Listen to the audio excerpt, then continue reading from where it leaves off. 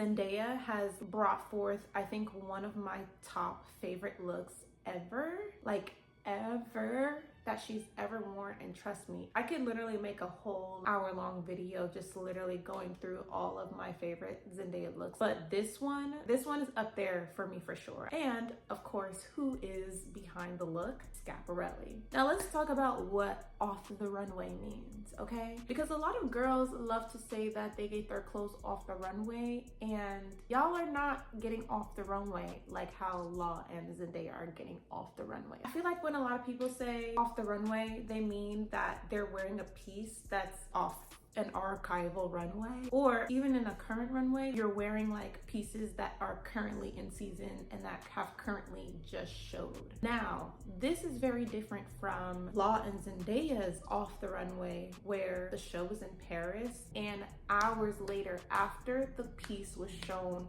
on the runway for the first time ever, they transported the dress literally to Zendaya in London, and she wore it on the carpet for her press. The girls are just not doing it like them.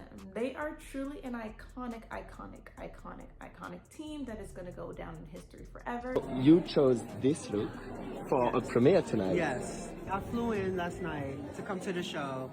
I have a private jet waiting for me. And for her. And for her, to get that dress off of her, to get it to London, to put it on a very special girl. Now, I did also see that there was possibly some discourse about sustainability and the fact that a private jet was used and like carbon emissions. I'm not really for that. I am for like art and like making fashion history in a moment happen. It's technically not right. I'm not gonna name names, but a hell of a lot of other celebrities do be using their private jets to fly back and forth, go on vacation, or they just want to pick up some clothes or whatever. At the very least, this was for fashion.